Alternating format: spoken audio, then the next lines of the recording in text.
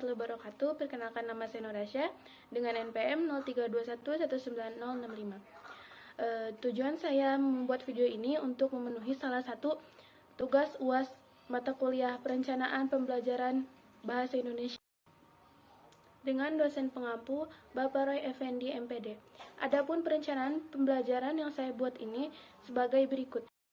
Rencana pelaksanaan pembelajaran, adapun sekolah yang dipilih adalah SMP Negeri 1 Ciampea, mata pelajaran Bahasa Indonesia, kelas 8, materi pokok yaitu menelaah unsur pembangun teks puisi, dengan alokasi waktu 1 kali 40 menit.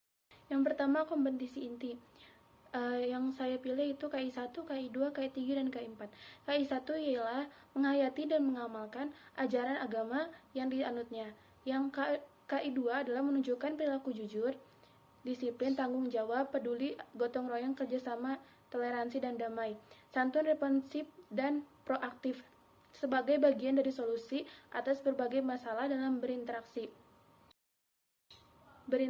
secara efektif dengan lingkungan sosial dan alam, serta menempatkan diri sebagai cerminan bangsa dalam pergaulan dunia. Yang ketiga adalah memahami, menerapkan, dan menganalisis pengetahuan faktual, konseptual, ekspansial, dan metanotif. Berdasarkan rasaingan tahunnya tentang ilmu pengetahuan, teknologi, seni budaya, dan humaniora dengan wawasan kemanusiaan, kebangsaan, kenegaraan, dan peradaban terkait penyebab fenomena dan kejadian serta menerpakan pengetahuan eksplanasial pada bidang kajian yang spesifik, sesuai dengan bakat dan minatnya untuk memecah. Selanjutnya ada KI 4, yaitu mengolah, menalar, dan menyaji dalam ranah konkret dan ranah abstrak, terkait dengan pengembangan dari yang dipelajarinya di sekolah secara mandiri, bertindak secara efektif dan kreatif, serta mampu menggunakan metode dan kaidah keilmuan. Yang kedua ada kompetensi dasar dan indikator pencapaian kompetensi. Yang saya gunakan yaitu kompetensi dasar 3.8 dan 4.8. Yang pertama itu 3.8, menelaah unsur-unsur pembangunan teks puisi atau perjuangan lingkungan hidup, kondisi sosial, dan lain-lain yang diperdengarkan atau dibaca. Selanjutnya 3.8.1, membaca unsur-unsur pembangunan teks puisi. Adapun IPK dari KD 3.8 ini yaitu yang pertama 3.81, membaca unsur-unsur pembangunan teks puisi. Yang selanjutnya 3.82, menguraikan unsur-unsur pembangunan teks puisi. Dan yang ketiga, menentukan unsur-unsur pembangunan teks puisi. Selanjutnya yaitu kompetensi dasar dan IPK 4.8, yaitu menyajikan gagasan, perasaan, dan pendapat dalam bentuk teks puisi secara tulis atau lisan dengan memperhatikan unsur-unsur pembangunan puisi. Adapun IPK dari kompetensi dasar 4.8 ini yaitu yang pertama, mengidentifikasi gagasan, perasaan, dan pendapatan dalam bentuk teks puisi secara tulis dan atau lisan.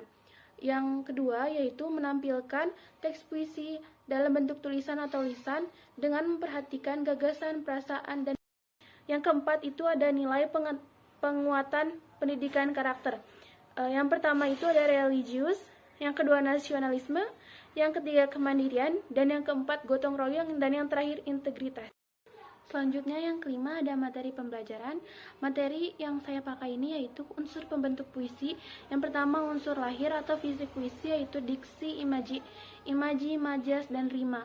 Yang kedua unsur batin puisi atau tema, rasa, nada, dan suasana. Lalu yang terakhir adalah amanat. Yang keenam ada sumber dan bahan.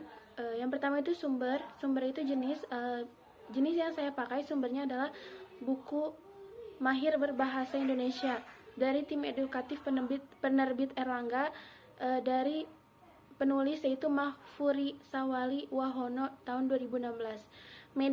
Yang kedua adalah bahannya itu adalah cetak yang berbentuk LKPD.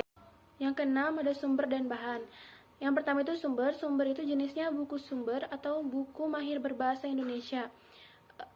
Pengarangnya atau penulisnya yaitu Mahfuri Sawali Wahono pada tahun 2016, tim edukatif penerbit Erlangga. Yang kedua itu bahannya itu berbentuk cetak bahannya itu cetak berbentuk LKPD. Yang ketujuh ada media dan alat. Media yang saya pakai adalah media visual atau PPT yang dibuat dengan Canva. Selanjutnya ada alat yaitu laptop dan proyektor. Selanjutnya yang kedelapan yaitu strategi pendekatan metode dan model pembelajaran.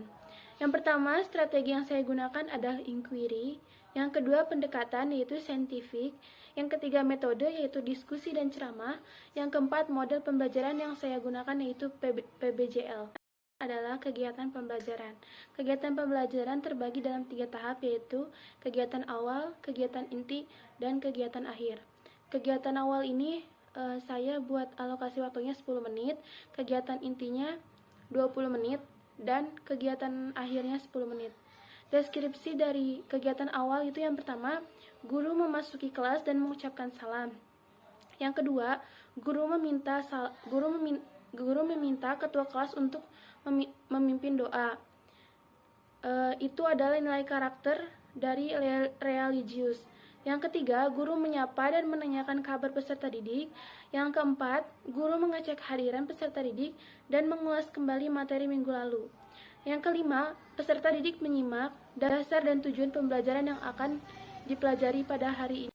Selanjutnya ada kegiatan inti. Yang pertama itu mengamati. Yang pertama, guru menjelaskan materi mengenai teks puisi tentang unsur-unsur pengembangan teks puisi yang ditayangkan melalui proyektor. Yang kedua, yaitu peserta didik menyimak atau mengamati penjelasan guru.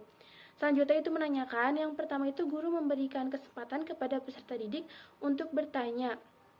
Dan yang kedua itu peserta didik bertanya mengenai materi yang belum dipahami. Selanjutnya adalah mencoba, yaitu guru mengarahkan dan membimbing peserta didik mengenai tugas yang akan dikerjakan. Selanjutnya, peserta didik mencoba menelaah unsur-unsur pembangun teks puisi. Yang selanjutnya adalah mengkomunikasikan. Yang pertama, guru meminta setiap perwakilan kelompok untuk mempresentasikan hasil kerjanya. Yang kedua, peserta didik lain memberikan komentar dan masukan atas penampilan teman. Yang ketiga itu adalah kegiatan akhir. Kegiatan akhir ini yang pertama, guru meminta peserta didik untuk menyimpulkan materi pembelajaran mengenai teks puisi. Yang kedua, guru memberitahukan materi yang akan dipelajari pada pertemuan selanjutnya. Dan yang ketiga, guru meminta ketua kelas untuk memimpin doa sebelum menutup pembelajaran. Yang terakhir itu, guru mengucapkan salam dan meninggalkan kelas. Yang terakhir adalah penilaian hasil pembelajaran. Yang saya pakai ada 2, yaitu penilaian sikap dan penilaian pengetahuan. Penilaian observasi. Penilaian observasi berdasarkan pengamatan sikap dan perilaku peserta didik sehari-hari baik terkait dalam proses pembelajaran maupun secara umum. Pengamatan ini langsung dilakukan oleh guru. Yang pertama itu bekerja keras, yang kedua jujur, yang ketiga tanggung jawab, dan yang keempat disiplin. Selanjutnya ada penilaian pengetahuan, yaitu dengan teknik penilaian ujian tulis, dengan instrumen penilaian dan pedoman penskoran, dengan soal ujian yang telah saya cantumkan. Sekian rencana pelaksanaan pembelajaran yang saya buat, kurang lebihnya mohon maaf. Billahi taufiq wal hidayah. Wassalamualaikum warahmatullahi wabarakatuh.